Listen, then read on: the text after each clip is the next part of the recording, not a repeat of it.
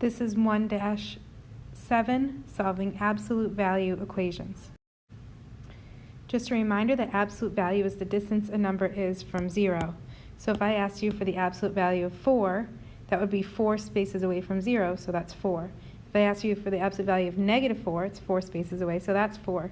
And so it looks like the absolute value bars, absolute value of 4 is equal to 4. And the absolute value of, absolute value of -4 is equal to 4. Absolute value of 4 is equal to 4. So they're both positive 4 because they're both 4 spaces away from 0. Okay, so the rules for solving absolute values equations are right here. Rule number 1, we must always have 2 cases to consider, 2 situations or 2 equations that we're going to have to solve. Okay, rule number 2, check both solutions when solving an absolute value equation. And rule number 3, an absolute value must be non-negative because it represents a distance, so it cannot be negative. So this equal to sign equals 17, that could never say equals -17, for example, because the absolute value of something cannot be negative. If that happens, it's no solution, so we'll look at that today. Okay, take a look at the first example. So we have an absolute value equation. This absolute value, I'll write it over down below. Okay, so f plus 5 could have equaled 17, but it also could have equaled -17 because the absolute value would come out as positive 17. So we have to write this as 2 situations, 2 scenarios, case 1 and case 2. Oops, -17. Make sure that's standing out. Okay, so I have f plus 5 equals 17 and f plus 5 equals -17. Notice I did not change what was in the absolute value bars. I just repeated it in both equations. And so that means that my steps will be the same for both. I'm going to subtract 5 from both sides on both equations. And this is where things are a little bit different. 17 minus 5 is 12, but -17 minus 5 is -22. And so my solution set would be 12 and -22. And if I had to graph it, I would graph both solutions. So I don't know if I have enough numbers on here, but just to save time, 12, call that -22. We'd have to have even intervals between the two, but they'd be graphed with closed circles on the graph. Okay, so my next example B, notice that that's equal to a negative. Remember I said an absolute value can never be equal to a negative. And so therefore, this problem has no solution. Okay, next one. Our absolute value is already isolated. I need to write my 2 cases. X equals 3 and x equals -3.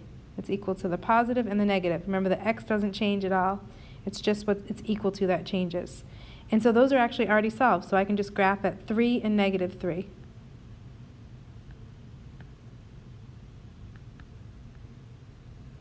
Okay. Example 2a. So my absolute value bars are not isolated yet. I have a times 4 in front of it. Do not distribute. We're going to make those bars isolated, so I want to get rid of that multiplication by dividing. So I end up with x plus 2 equals 6. Now I can make my 2 cases.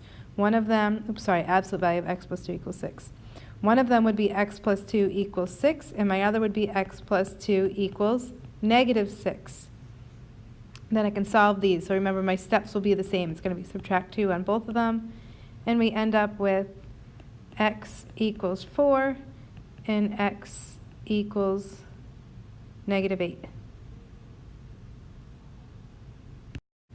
Remember, you can check these. So if you plug in 4 absolute value of, for instance, 4 plus 2 equals 24. We'll do my absolute value first. 4 times the absolute value of 4 plus 2, which is 6. Absolute value of 6 is 6.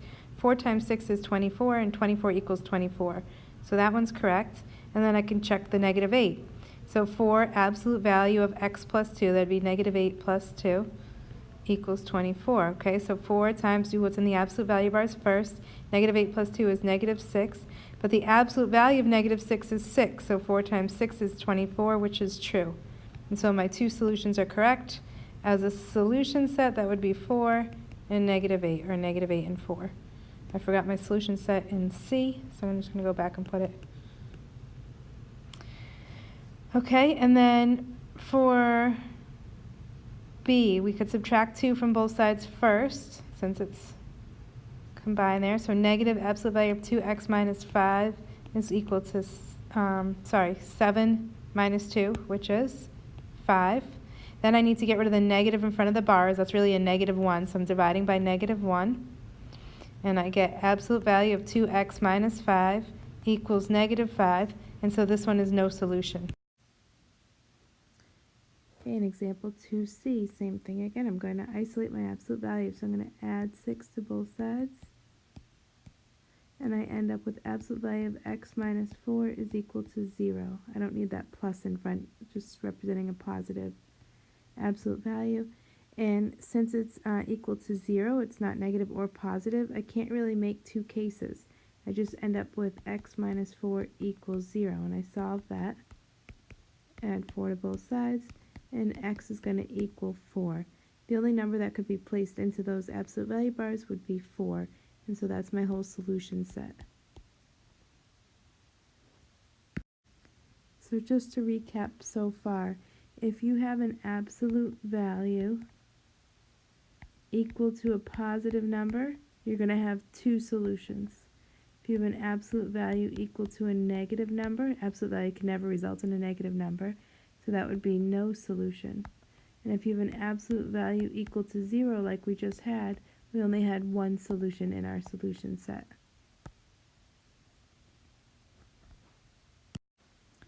Let's look at the word problem for example 3. The temperature of an enclosure for a pet snake should be about 80 degrees Fahrenheit, give or take 5 degrees. Write and solve an absolute value equation to find the maximum and minimum temperatures.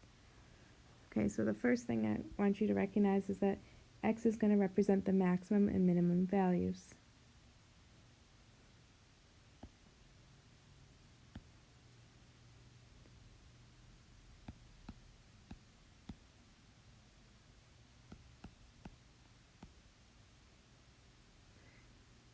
Give or take 5 degrees, the difference we can go up and down, I put equal to this equation.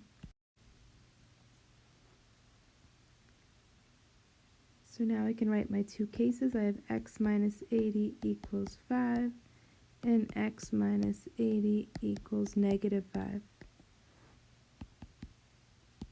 Solve for x.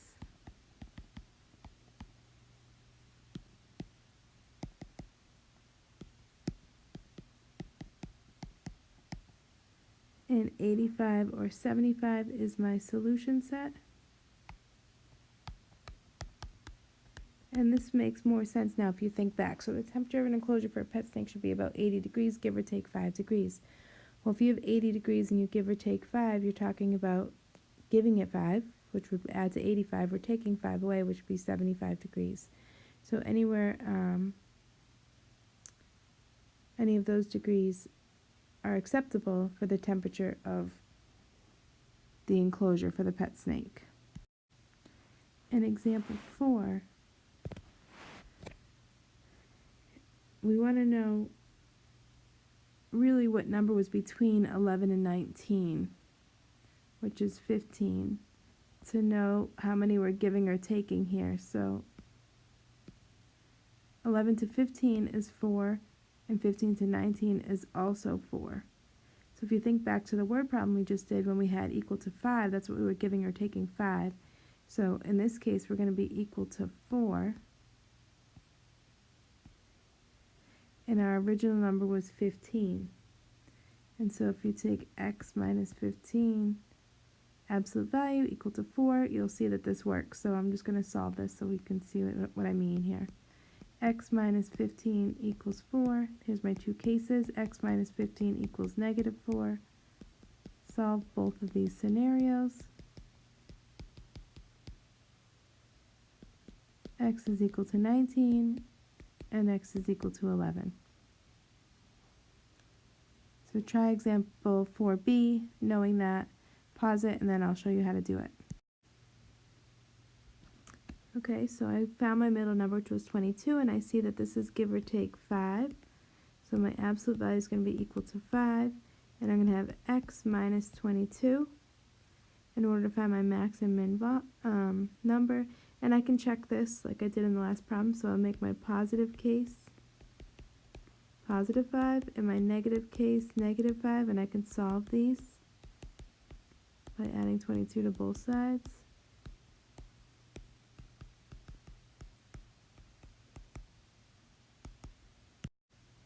And I get 27 and 17 as shown on the graph.